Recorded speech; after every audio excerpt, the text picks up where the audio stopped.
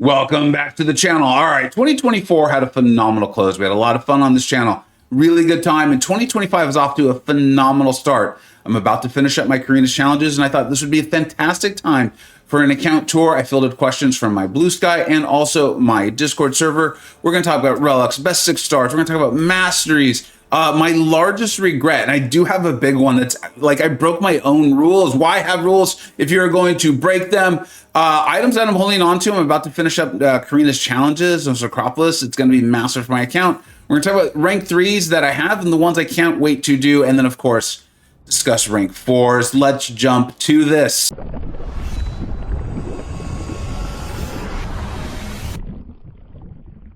Very quickly, this was from my Blue Sky. I really appreciate the interactions there. It's been great to kind of grow an audience again on something. And I got questions about my relics and also like my 6 stars and my 5 stars. I'm going to say this right now. If we went through all of those topics, this video would be like hours long. Fortunately, I am about to put out what I truly believe. And I told you the best champion tier list. And a lot of people are like, yeah, he's right. Spreadsheet Wizards, the Illuminati, all the information.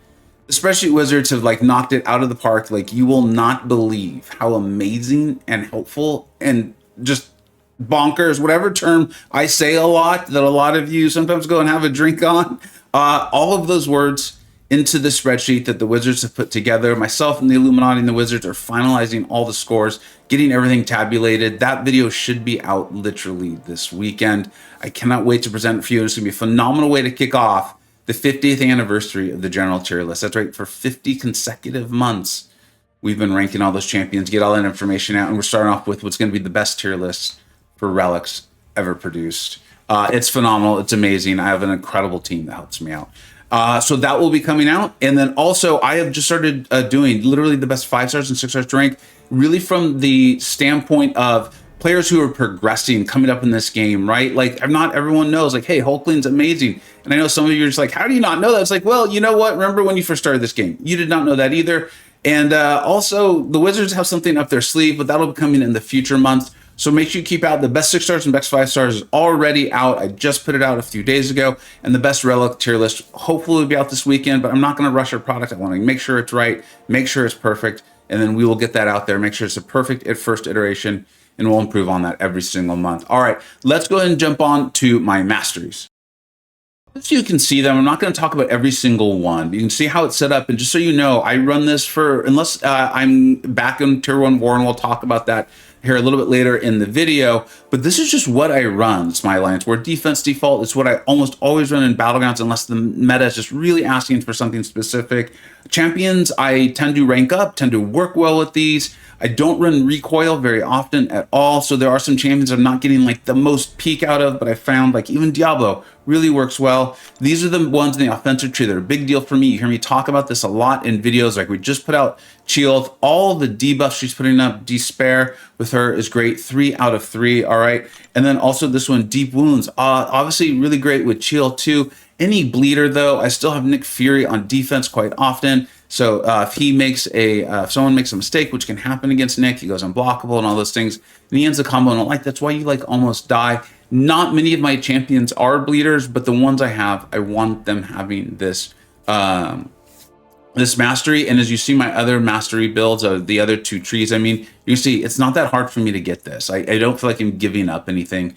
Plenty of damage coming my way, and then the bleeders obviously get that really nice benefit. Let's jump to the defense tree. All right, we're in the defense tree, and I'm going to call it 3 separate masteries. One of them I think is a little unique for your pure in-game player. Some people love it. Some people only run 4 out of 5. Some people run none. I like 5 out of 5 stand your ground. And I'm very transparent with you all, right? Like, I'm a good player. I'm not the most amazing player, and I'm comfortable with that. And one of them is I don't always react quickly enough to get out of the way of heavy. I just don't.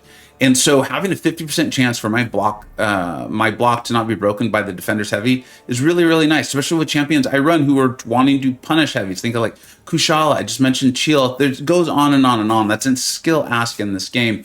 And then, of course, I do enjoy Battlegrounds, right? And so having this is really annoying when you try to break a champion's block and they just resist it, or you try to hit them with the heavy.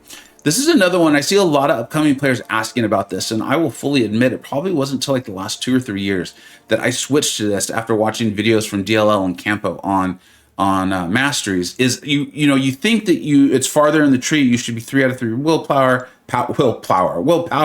But here in this recovery, increase any health your champion recovers during fight from buff or passive regen by 15%. That's really big. You're going to hear me talking a lot about Kushala this year. You've heard me talk about a lot about her last year as well. That's one of her abilities I really like, right? With the well-timed blocks and the heal back from damage into the block. Well, this is going to add on to any sort of damage like that, or any healing that you have. 50% is a massive amount. You're going to see it with shield too. Check out BMG and things like that and Campo for it. And then this is the other one. You hear me mention this all the time in the Battlegrounds video, is that, we're just assuming you're running inequity. And this is great for your defenders, right? It's good for your offensive champions too, don't get me wrong. But your defenders passive reduce enemy attack by 6%. For each debuff, you can see how this would work out. And then if you have an offensive champion that you're using who's placing a lot of debuffs and you're going through like a tough quest, or you're doing war or Battlegrounds as well too, this is helping make them that much more tanky. So those are the really big ones just to call out. I think a lot of the rest of these trees make sense, but those ones to call out and kind of like, hey, maybe a little more points than you would think might be up good for you. Let's go ahead and take a quick look at proficiency. This is where I know that I'm going to be not different than all of your in-game players, but some of your in-game players really love Petrify and Stupefy. Or Pacify, sorry. I've almost never run them. I don't miss them. There was a period of time where I think it was like Red Magneto, where I was running one of them because I wanted to get up to the 100% ability accuracy reduction. We showed that in some war videos. That's years ago, years ago. I run out Max Limber, only 1 point in dexterity. And then I love my Mystics. They are my favorite class in the game. I think they are an incredibly powerful class because they always deal with power. Most of my favorite champions are in that class. Like, I would just rank Mystics all day if I could. But I don't keep getting Mystic Catalyst. But I have so many I want to rank. And so this is how you can run Deep Wounds, Despair, and Mystic's Dispersion fully at 5 of 5. That's my mastery setup. All right, let's go ahead and jump on to how I choose who I'm going to rank, and we're going to evolve a lot of the channel on this one. All right, I'm going to keep this section relatively short given how long I could talk about it. All right, and mainly it's because we're going to talk about it all 2025. If you've been attending my streams, I've been streaming on Fridays at 11 o'clock Pacific Standard Time. It's been working out really well. We've been having a lot of fun. I mean, I've been talking about this. You can see I've actually moved to BGBLS. It's a Battlegrounds Bullying Squad. It is, you might have heard of this guy. His name is Metal Sonic Dude. He's the leader of the Alliance. And I left 4BG. It's a phenomenal Battlegrounds Alliance. Absolutely phenomenal. And I left it because I didn't want to always have to reach the minimum of Battlegrounds in there. I always reached it. I never really struggled to reach it. But there were times where I felt like I had to, or I found myself playing a lot of Battlegrounds, and I was getting into Celestial. I showed this to you, right? And there was a season where I hit Celestial 5. And I was like, I could stay here, but I see how much time it's taking. And one of the biggest things that happened is, one, is that was like a stress that I didn't really want and enjoy in the game. But also I found it was taking time away from making videos and making content. And even though I did everything I could to fight it influencing my opinions on champions, it was still there. Now, fortunately, I had the Illuminati, right? And they were always like, well, Vega, I think you're overweighting Battlegrounds. Hey, Vega, I think you're overweighting Battlegrounds. And fortunately, I listened to them because that's why they're there. They're very smart. But in my own, just analysis, and I learned that from doing the December top 10s. I told you, I learned a lot from doing them. I learned a lot from the feedback. I learned a lot from how even positive feedback and viewers are responding. And then I watch all the other Illuminati's top 10s and their graphics as well. And I was like, I'm overweighting Battlegrounds. I'm overweighting it more than even I want to. And I'm feeling a little bit of stress from playing that much Battlegrounds. I can still do very well. You can see I'm basically hitting the three things every time they come up on the, what is this, the objectives? Is that what it's called? I don't know. You guys will tell me, right? I just cleared it out a few minutes ago. It's a great way for me to hit the daily event. I love it. I'm in Quantum 1. I'm really happy. Maybe I'll end up Mysterium. Maybe I'll end up in Arcane. I'm okay with that either way. I'm playing pretty well as the top 800 players in Battlegrounds anyway. And my deck is good. I have a lot of fun with it. But I've gone back and I'm taking questing seriously. And you've seen that. I've even put out some content on questing. I put out some content on Necropolis and the Karina's challenges. I put out some content, I think it was on that EOP finale and things like that. And it's been really good, and I've really enjoyed it. And it's helped me, I think, improve my content even more and my analysis of champions even better. I'm now openly saying, hey, I think Shield is actually just as good as Crossbones. It just depends on what mode of the game you're going to prioritize. Crossbones is better in Battlegrounds. Shield is better in questing, in my opinion, okay? And so I'm just going to continue on with that. And how that relates to who I'm going to rank up is I'm still going to rank up for Battlegrounds because I really enjoy it. And, having a rank 3, what's her name, Enchantress, has been really good lately, right? And abilities to plop her down on defense causes a lot of problems.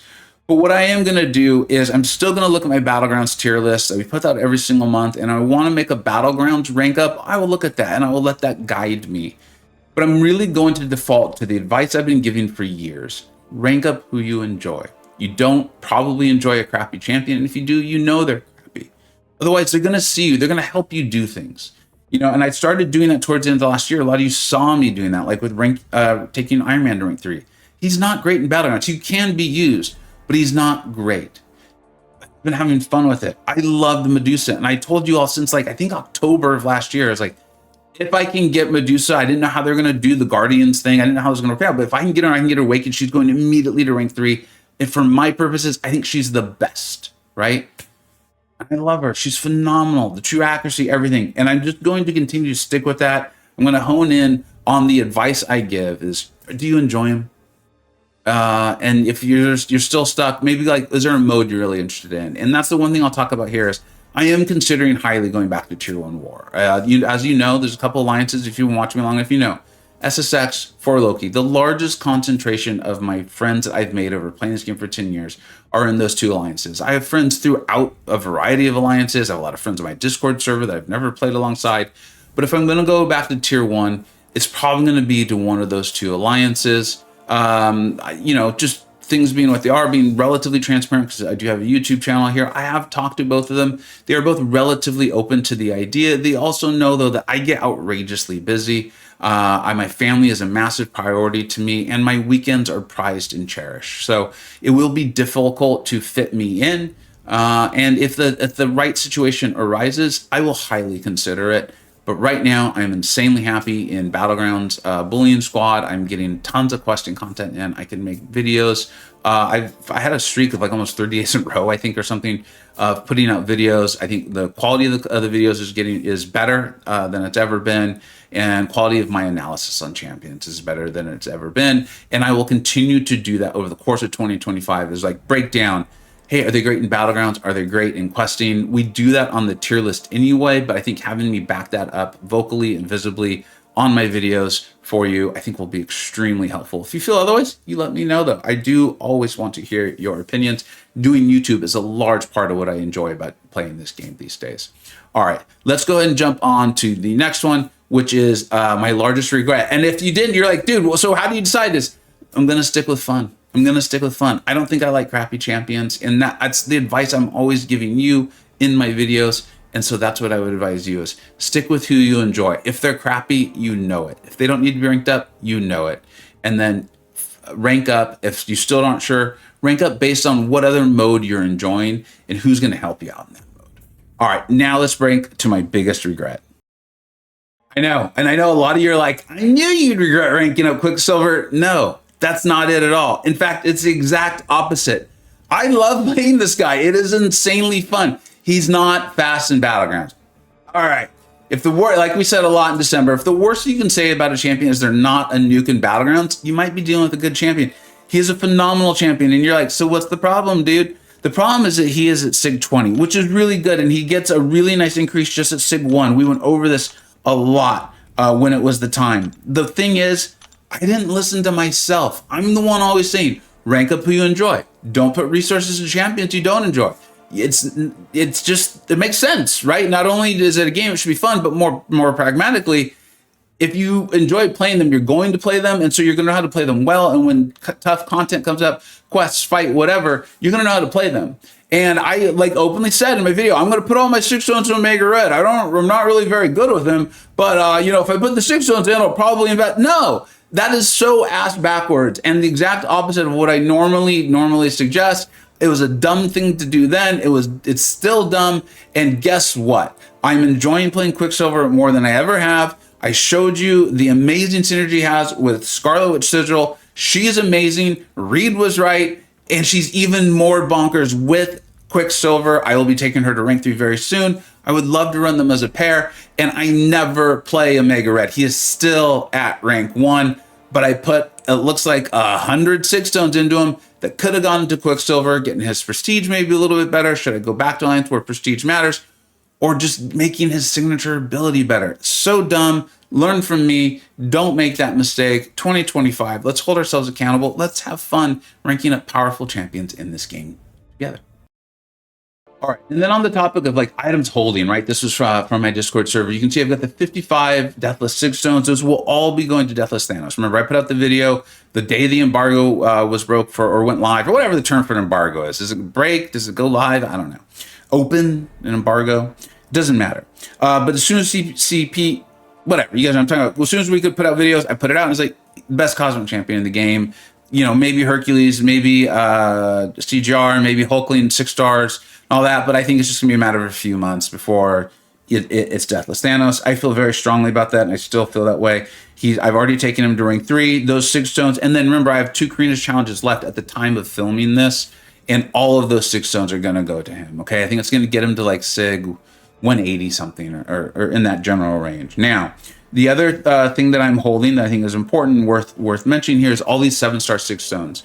Those of you who've followed me a long time know I tend to hold on to them, and then I put them in large batches. Often the question like, how did you get this Sig, whatever? And it's, well, because I hold on to them, and then I just make a large, basically deposit or investment into a champion, much like I did with Prowler. I've taken him to Sig 180, and then I did with Dazzler. I took her to Sig 180.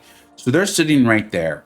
And then when we talk about champions I want to rank 4, I'll really fold this in. But I'm going to get about 120 more generic 7-star 6 stones. I feel strongly I know who I'm going to go with, but I'll tell you kind of who I'm thinking so you guys can give me your advice too. And it's always a helpful exercise for me to talk about those things.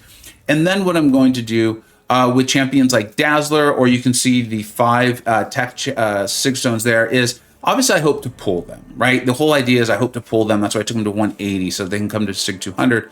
But if I get 26 stones of their class and I have not pulled them, then I'll probably pull the trigger. Just put the 6 stones in there, bring them to Sig 200, because I've primarily chosen champions who really benefit from an escalating Sig. And then again, if I go, to a 4 Loki or an SSX or an alliance like that, where prestige matters a little bit more, of course I'm going to want my champions Sig 200 so I can have better prestige. We'll very quickly take a look at my rank 2 7 stars, and I'll tell you like who I'm most excited to take to rank 3 as soon as possible. First one's going to be Count Nefaria. Now, we are in the science class here. I believe he's Sig 120. This is all natural. I've just pulled this guy a ton. I do see how powerful he is. He also has a great synergy, particularly on the Nefaria side, with Iron Man, who I love. You know, that's Tony Stark back there. They've been back there for years on this channel. So I'd be very excited about taking him to rank 3. And when I talk about champions to rank 4, if I forget to talk about him because he's not a rank 3, he's one of the ones I'm going to consider. I have a strong feeling that my first rank 4 is going to actually be from like a random gem, because that's how Kabam, I feel like, has done things for a while now. We'll see how it actually plays out. But that's my thought. If it's science, he's one of my front runners. So keep that in mind. And then the Overseer. I absolutely love the Overseer. It kind of feels weird to me that he's not a rank 3. He's one of my best performing videos, I think anyways, or one that I felt great about was him and just being like, I was wrong, here's me. And it was at the same time as BMcG destroying Ebony Maw bosses for 4 Loki. Really, really cool stuff. So I think he's great. And I've talked at length about how I feel like champions like him are back in a way, because I feel like some of the older threats are back. And it's really cool. I enjoy it. It just really feels like the game's coming together in a fantastic way. Rank 2s, I see the power of Black Cat. I just don't enjoy her that much. I see the power of Mole Man. I do not enjoy him very much. I see the power of Mantis. For the most part, I don't know. Me and her don't click. Shang-Chi is the one. I would love to take him to rank 2. You don't have to go back that far on my channel. He was one of my favorite champions in the game. I love playing him. It's just the way things have evolved for me with the skill class. Moving on to Mutant, Professor X, baby. Definitely, again, this is similar to Nefaria, where I will consider him from one of my first rank 4s, except I absolutely love playing this champion and have since the day he came into the game. I love him. I finally got him awakened. I'm pumped up to kind of get back up on the horse. He's not an easy champion to play. He is not an easy champion to play. I'm very rusty, but good God, do I love playing him. He's an absolute blast. And here's the thing. I play him without a power back boost. I don't like using them. I don't like thinking I have to rely on them. I use him everywhere. I've used him in war without him. I use him in questing without him. Moving on to Cosmic. As soon as I can awaken Nova, I'll want to have a lot of 6 stones though. So that's going to be kind of like one of those things. We'll just see kind of how it develops. And then Venom. I really want to rank up Venom. I feels almost weird that he's still ranked 2. There he is. And then my current plan is actually to take the Maestro dupe. But it's supposedly really helpful to him offensively. It's Maestro. I know for some of you newer players that might not be as exciting, but for a lot of his veterans who've been around forever, this was like a present massive force in the game. So that would be really cool. I see the power of Gladiator. I don't enjoy playing him. And then Gamora, especially with Gamora Relics, good. But for me, it's Nova and Venom and then Maestro who'd be the ones I'd be the most excited to take to Ring 3. Moving on to tech, definitely Shocker. I love Shocker. You guys know I love Shocker. Shuri, I think she's the best tech champion in the game. Overall, as a rating, just big, broad picture. If you're like, what? Go watch my last tier list. We talk quite a bit about Shuri. And I think a lot of people are like, oh yeah, I forgot she does all that. I would love Omega Sentinel too. Talking about another champion I maybe should put those 6 stones into. And then as soon as I get Punisher 29 awakened, as soon as I can get him awakened, he's going to go in line right after Professor X and then another champion we'll be talking about right now. I will be Professor X as the next rank 3 for me, and then it will be none other than Scarlet Witch. If you're like, dude, really? Check out the video put out just a couple days ago. She is wild. I had no clue how good she was. I truly didn't. I played her. A lot of people are saying like, hey, it's that 7-star. 7-star is just emphasizing some champions more than others. Venom would be a good example, and the Relic. The Ghost Rider Relic is phenomenal for her. And then, if you want her SB1 to do just outrageous, we're talking like 100,000 sort of damage, run her with Quicksilver. And by the way, that's at rank 2. So I will be really pumped up to take her up. I actually really enjoy Sorcerer Supreme. Sorcerer Supreme is a fantastic champion. I love playing Wong. Wong's been great in Necropolis. I'm actually in the middle of that challenge right now. And then, of course, Diablo. I love Diablo. I love Mojo. If you didn't hear me earlier, I love the Mystic class. I kind of want to rank them all. But those are my rank 2s. So number 1 will be Professor X. Number 2 will be Wanda. And Count Nefera could jump the line if he's one of my first rank 4s. All right, let's go ahead and take a look at my rank 3s. As we go here, I love all these champions. I enjoy playing all of them. They're powerful, they're well made, the flow is great, the whole thing. So I'm not going to talk about every single one. The ones I would be the most, I know I'll consider. Let's just say for the sake of this that we spin open a crystal and I get science. Okay, so everything else will kind of go from there. Photon would obviously be one. She's, I believe, the best dual threat in the game. I think she's a perfect champion for our game. My boy DLL made her, so she's incredible. Titania, I think, is the best science champion in the game. She-Hulk is great. I love playing her, control of her fight. If you include Longform, I think she might be the best science champion in the game. She has an argument for it. I love Luke Cage. I openly admit, though, that I think he's a slight nugget down from the rest, but he is fantastic. I would not take up Quicksilver because I just don't get to play him as enough. I love playing him. I just don't get to play him enough. I love more, but I don't think he's as good as these other ones. And then the raw power of Hulk. I've named every single champion. So all of them, but knowing me and knowing when it comes down to it, I will most likely consider Photon and Titania because I love them the mostest. All right, let's move on and talk about skill. Skill's an interesting one. Skill will probably be the one I least want, and the reason being is, as I've been talking about I don't want to say it's a movement off of Battlegrounds. I'm in Quantum right now. I'm in the top 800 players in the game at the moment, rated, okay? And I still love Battlegrounds. That's not going away, but as I emphasize it less and I move questing more, I do love Chill. I love Chill. It's just that's new. That's very, very new. The Illuminati's been telling me I think she's the best 7-star skill, so that's not new. So if I pulled a skill, it'd probably be her, which is really interesting for me because 4 days ago I would have told you it was Crossbones, no doubt. I've even put 6 stones in Crossbones, but that would be my thinking. And if I pulled skill, I've either done a lot of thinking between now and then this hypothetical crystal that we're talking about. Yeah, I don't know. It'll be between Crossbones and Shield because I think they're both amazing. Let's just leave it at that. Now this one being mutant is really interesting because I do really enjoy Dazzler. I got her, took her up. I showed you all the things because I wanted to. I wanted you to all see this is how great she's going to be. And then I went on vacation. I haven't really been able to play her very much. So I need to play her more. I do know she's awesome. I will have her at Sig 180 and close to Sig 200. So if I pull mutant, she was at the top of the list, but she's going to share that top of the list with Mr. Sinister. He just continues to be insane. Aiden's term that he came up with, Egatron's term, the hit minimization just continues to be proven over and over and over in various battleground metas, questing content, Necropolis, like how much damage he can do in few hits. It's insane. And I've done a lot of videos on him too. And then the one I just enjoy, I don't know if enjoy is the right word, but the one that gets me excited is Wolverine X, right? Like I've shown you that so much. You're just slashing and you're hacking and you're healing and they're bleeding and they try to evade you or they cause you to miss and you're like, I don't effing care, dude. I'm gonna go unstoppable and I'm gonna like just bleed you out. He's bonkers. He's amazing. He's so much fun. So I would really struggle between all three of those. I would struggle between all three of those, but that's where we would be.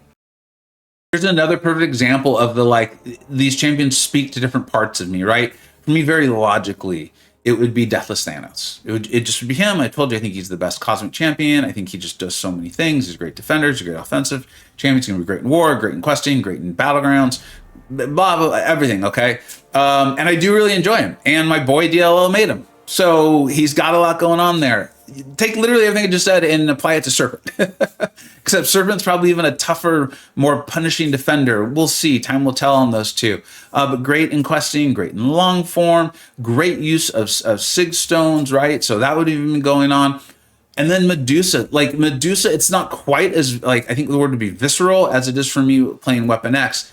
But I play Medusa and I just want to slice stuff, right? Like I want to get up the armor break and I want to get the armor shatter, and I just love playing her. I put my Sig Stones from the event into her. I genuinely mean it. I will consider her. I'm not saying I'll take her up as my first cosmic, but it will be on my mind. She's not a terrible defender. You can really, really punish someone if they don't have the deck. And then, you know, the like, hey, wait a minute. I've been calling Vox kind of like the savior, the MVP of the cosmic class.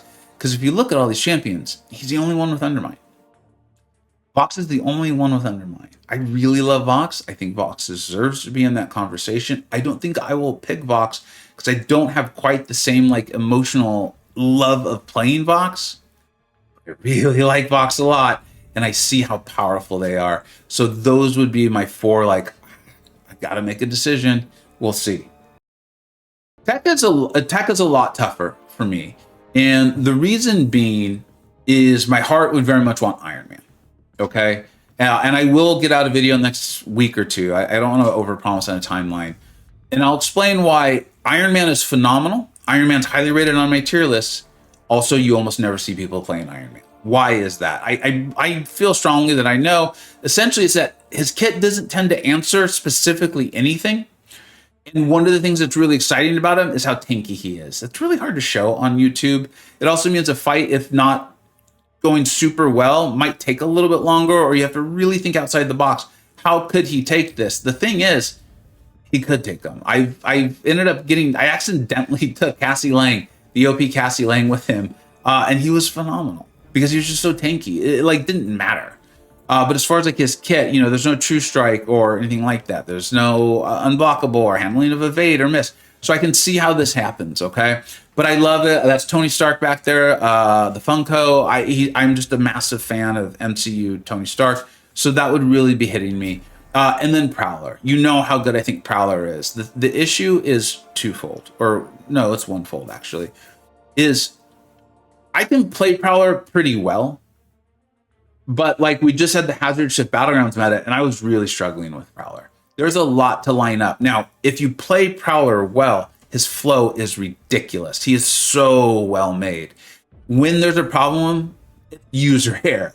And I'm still not there. I'm still not at the point where I'm like, no, R4 now.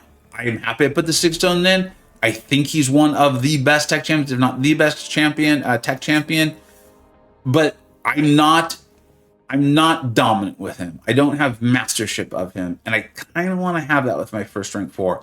So tech of all the classes is the one that I least likely want to pull, because the two champions that make the most sense, I have a little bit of hesitation on both of them. And then, I mean, I honestly want to rank 4 all of them. I'm not kidding.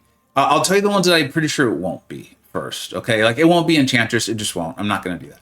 It's not going to be Isophene. I want more time. I think Isophene's very powerful. I enjoy the Fractured Power Bar. It's not going to be. It's not going to be Juggernaut. I see how amazing Juggernaut is. I love it. But again, not going to be him. And it's not going to be Sasquatch, okay? Now, the ones I'm pretty sure it won't be, but part of my brain will at least go through it, is one, Werewolf by Night. I think he's tier above all. I will get that video out on like, not all the Illuminati. I think so. That was the most hotly debated champions on this last tier list, was Werewolf by Night. Is he tier above all or not? I think he is. I intend to show that in a video in the next couple of weeks. Shothra just continues to get better. The more I just force her into stuff, the more she's like, I got you, dude. Don't you worry. Vega, take a seat. It's all good. And like the solo of, what was it? The EOP Tigra. People were really struggling with it. It was really hard. And I was struggling with it too. And then I kind of forced in Shothra and I was like, oh my God, she's amazing for this.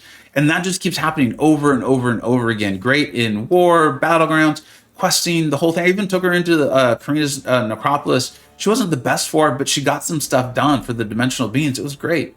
And then the other one's White Tiger. I love playing White Tiger. She's phenomenal. She's completely unique. She's got the Nullify immunity. She's great for Serpent. She was so good that she actually was at rank 2 for the longest time for me, but she was almost like an automatic add to my Battlegrounds deck, as if she was rank 3, because she punches up so absurdly well. She is, I don't know if she's hard to play, but you do need to play her well. And if you play her well, her flow is incredible. Okay. She's like one of those ones where like easy to pick up, difficult to master. But if you can master her, good God, you're doing great stuff.